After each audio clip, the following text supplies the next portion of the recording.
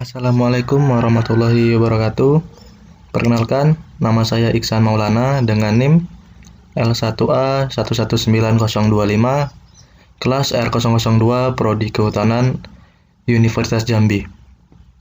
Pada video kali ini, saya akan sedikit menjelaskan mengenai materi yang berjudul Teknik Penanaman di Lapangan. Oke, langsung saja. Kegiatan penanaman. Kegiatan penanaman itu adalah suatu kegiatan inti dari budidaya hutan yang mencakup areal yang luas, serta memerlukan biaya yang besar sehingga diperlukan keterampilan yang cukup. Kegiatan-kegiatan penanaman itu meliputi yang pertama pemilihan jenis, persiapan lapangan, penentuan jarak tanam, pemasangan ajir, pembuatan lubang tanam, pengangkutan bibit, penanaman, serta evaluasi kegiatan penanaman.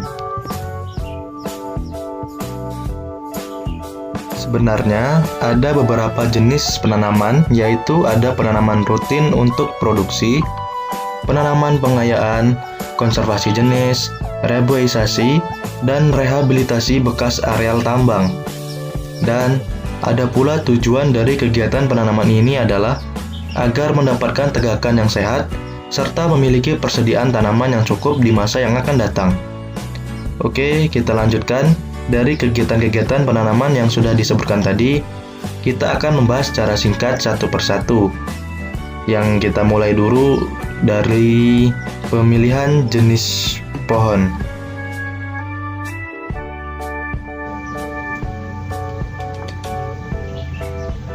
Faktor penting dalam pemilihan pohon, yang pertama, tujuan penanaman, yang kedua, kecocokan jenis dengan tempat tumbuhnya, yang ketiga, ketersediaan bibit yang akan ditanam, yang keempat, teknik budidayanya telah dikuasai dan mempunyai nilai ekonomi yang tinggi setelah dipanen. Kesesuaian jenis dengan tempat tumbuhnya memungkinkan pohon akan tumbuh secara optimal, sehingga dapat memberikan dampak positif terhadap lingkungan.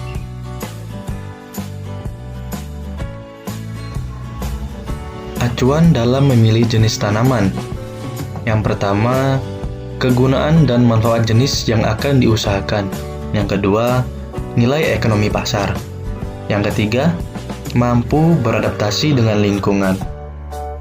Kemampuan beradaptasi ini ditentukan oleh kemampuan tanaman untuk tumbuh pada suatu kondisi lingkungan tertentu. Khusus untuk tanaman yang akan ditanam pada lahan kritis seperti untuk penghijauan dan reboisasi, harus memenuhi beberapa syarat berikut. Yang pertama, mampu hidup pada kondisi lingkungan yang beragam, terutama kritis. Kedua, mampu hidup pada lahan kritis atau miskin unsur hara.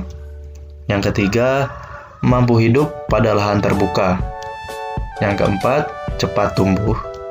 Yang kelima, cepat berbuah dan banyak menghasilkan buah. Yang keenam, mudah diperbanyak. Selanjutnya, penentuan pola penanaman. Dalam menentukan pola penanaman, terbagi menjadi 3 cara, yaitu yang pertama dengan metode penanaman dengan pola monokultur, lalu yang kedua dengan metode pola tanam hutan campuran, yang ketiga metode penanaman tumpang sari. Dari ketiga metode atau cara dalam menentukan pola penanaman yang sudah disebutkan tadi, saya akan membahasnya satu persatu, dimulai dari penanaman dengan pola monokultur. Penanaman dengan pola monokultur merupakan penanaman dengan hanya menggunakan satu jenis tanaman. Terdapat kelebihan serta kekurangan dari metode penanaman ini, yaitu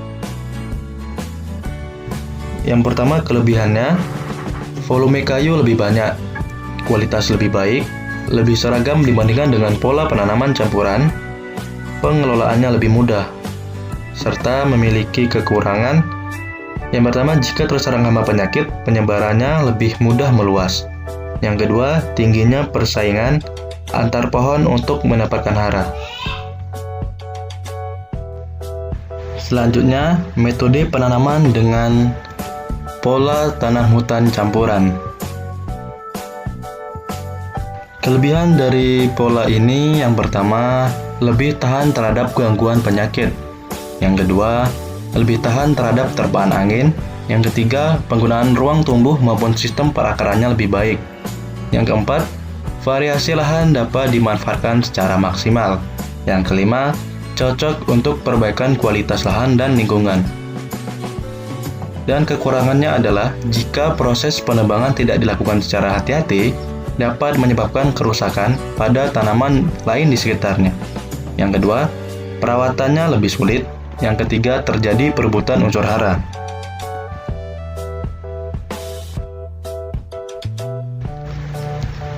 Berikutnya ada metode penanaman tumpang sari. Sistem ini merupakan teknik penanaman tanaman pokok yang dikombinasikan dengan tanaman pertanian atau tanaman semusim di dalam suatu area. Pada masyarakat, pola ini diterapkan di lahan tegalan atau di pematang sawah. Kelebihan dari pola ini yang pertama, menghemat lahan tanam. Yang kedua, menambah produktivitas hasil panen. Yang ketiga, mengurangi biaya pertanian. Yang keempat, memanfaatkan lahan secara optimal. Yang kelima, dalam satu lahan tanam bisa ditanami lebih dari satu jenis tanaman berbeda. Dan kekurangannya, yang pertama, kehilangan kesuburan tanah karena ada pembagian unsur hara yang tidak adil. Yang kedua, tanah semakin rentan erosi. Yang ketiga, menimbulkan penyakit serta hama. Yang keempat, perebutan unsur hara satu sama lain. Kegiatan penanaman yang berikutnya ialah persiapan lapangan. Dalam melakukan persiapan ini, langkah awal yang harus dilakukan adalah dengan merencanakan perencanaan lapangan. Tujuan dari kegiatan perencanaan lapangan adalah untuk menentukan areal yang akan ditanami. Selanjutnya, atau langkah yang kedua ialah dengan pembersihan lahan. Pada saat kegiatan pembersihan lahan dilakukan, bahan-bahan yang dapat digunakan untuk membuat ajir dapat dikumpulkan. Pada daerah yang miring, sisa-sisa tonggak dibiarkan untuk menguatkan struktur tanah dan untuk mengendalikan erosi.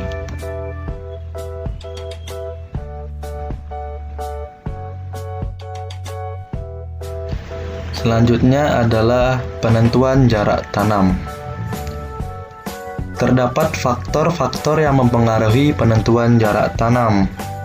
Yang pertama adalah tingkat kesuburan tanah. Biasanya pada tanah yang subur, jarak tanam lebih besar jika dibandingkan pada tanah yang kurang subur. Lalu, faktor yang kedua adalah faktor tingkat kemiringan lahan. Pada tanah dengan topografi berbukit miring, biasanya jarak tanaman lebih besar karena harus mengikuti arah garis kontur. Dan yang terakhir atau faktor yang ketiga adalah jenis tanaman. Jenis tanaman yang bertajuk lebar ditanam dengan jarak yang lebih besar dibandingkan dengan yang bertajuk kecil.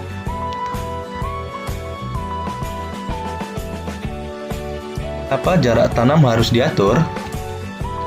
Karena yang pertama, jarak tanam yang teratur akan memudahkan pemeliharaan. Yang kedua, memberi ruang yang cukup pada pohon untuk memaksimalkan pertumbuhan tajuk, batang, dan akar. Yang ketiga, mengurangi persaingan antar pohon untuk mendapatkan cahaya dan memperbaiki sirkulasi udara sehingga batang tajuk tumbuh sehat. Yang keempat, mengurangi persaingan antar pohon untuk mendapatkan air dan hara dari dalam tanah, agar memaksimalkan pertumbuhan pohon. Yang kelima, mengurangi resiko kerusakan pohon akibat angin kencang. Berikut terdapat berbagai contoh bentuk jarak tanam. Yang pertama ada jarak tanam pola persegi panjang. dengan contoh jarak antar pohon adalah 2 kali 8 meter. Lalu ada jarak tanam pola segitiga dengan contoh jarak tanam antar pohon masing-masing 4,3 meter. Kemudian ada jarak tanam pola persegi. Contoh jarak tanam antar pohon ini masing-masing 4 meter.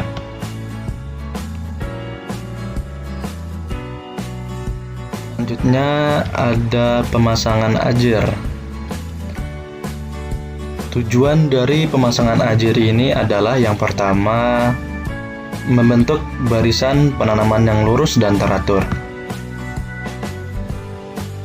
Yang kedua, menentukan titik tanam. Lalu, cara pengolahan tanah tergantung pada yang pertama, produk akhir dari usaha penanaman. Yang kedua, spesies yang ditanam. Yang ketiga, penutupan lahan. Yang keempat, pola pengusahaan hutan seperti HPHTI atau HPH. Selanjutnya, kondisi tanah atau kerentanan terhadap erosi. Metode pengolahan tanah terbagi menjadi dua, yaitu metode mekanis dan metode manual. Pengolahan tanah dilakukan 2 kali, yaitu yang pertama, gebrus 1. Untuk membalikan tanah dicangkul sedalam 20 hingga 25 cm agar memudahkan pertukaran udara dan peresapan air. Tanah yang beralang-alang dicangkul sedalam 30 sampai 35 cm agar akarnya terangkat dan dibuang. Selanjutnya, tonggak-tonggak dipotong-potong kemudian dibakar secara terkendali. Gebrus 2. Untuk menghaluskan tanah hingga siap untuk ditanami, tanah yang masih bergumpal-gumpal digemburkan kembali sehingga tekstur tanahnya menjadi lebih halus.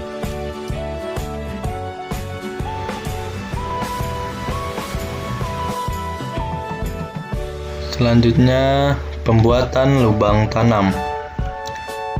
Lubang tanam memiliki ukuran yang bervariasi. Tujuannya adalah menciptakan kondisi mikro, terutama memperbaiki agregasi tanah. Yang pertama, jenis tanah atau kepadatan tanah. Yang kedua, ketersediaan tenaga kerja. Pembuatan lubang tanam dilakukan dekat ajir dengan ukuran lubang 30 x 30 x 30 cm atau 30 x 20 x 20 cm. Dalam pembuatan lubang tanam, langkah pertama yang dilakukan, siapkan lubang dengan ukuran 30 x 30 x 30 cm, serta tanah dengan tekstur kasar dan halus.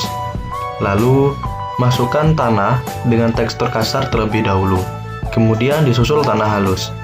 Guna dari tanah halus ini adalah sebagai ganjalan. Langkah selanjutnya, tanaman atau bibit dimasukkan, lalu sobek dan buang kantong plastik yang membungkus akar. Jangan lupa, tanah yang berada di dalam plastik tadi dijaga agar tetap menempel atau bersatu dengan akar. Lalu, posisi leher akar sejajar dengan tanah. Langkah berikutnya, pada sekeliling bibit diisi dengan tanah halus, lalu tekan-tekan tanah agar padat.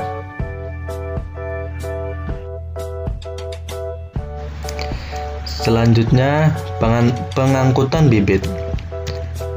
Pengangkutan bibit dilakukan secara hati-hati agar tidak mengalami kerusakan selama dalam perjalanan. Bibit yang telah diseleksi dimasukkan ke dalam peti atau keranjang dengan disusun rapat sehingga tidak bergerak jika dibawa atau ditumpuk. Bibit yang dibawa ke lapangan adalah bibit yang sehat dan segar, dan dihindarkan dari panas matahari serta disimpan di tempat teduh dan terlindung. Selanjutnya, penanaman. Yang pertama, kalau bibit menggunakan polybag, maka sebelum bibit ditanam, kantong plastik dilepas dengan cara dirobek, yang medianya dahulu dipadatkan dengan cara memeras atau menekan polybag tersebut. Kedua, kalau menggunakan tabung plastik, maka lepaskan bibit dari tabung dengan cara memukul tabung bagian bawah secara perlahan. Yang ketiga, media tanam diusahakan tetap melekat pada akar bibit. Yang keempat, bibit diletakkan di tengah lubang secara vertikal, terus ditimbun hati-hati dengan tanah sekitar sampai batas leher. Dalam menimbun, upayakan topsoil dimasukkan ke lubang terlebih dahulu. Kemudian, tanah sekitar bibit dipadatkan dengan ditekan secara hati-hati sampai terjadi kontak antara perakaran dengan tanah.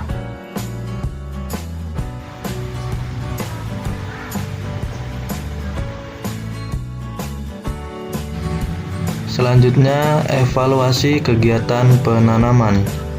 Evaluasi kegiatan penanaman dimaksudkan untuk mengetahui keberhasilan penanaman dan untuk menentukan kegiatan penyulaman. Keberhasilan tanaman di lapangan biasanya dilihat dari persentase kematian atau hidup tanaman. Jika persen jadi tanaman mencapai 100% pada areal tersebut, tidak perlu ada sulaman. Pada 80% sampai 100%, perlu ada sulaman ringan. Antara 60 hingga 80% dilakukan sulaman intensif. Dan di bawah 60% perlu dilakukan penanaman ulang.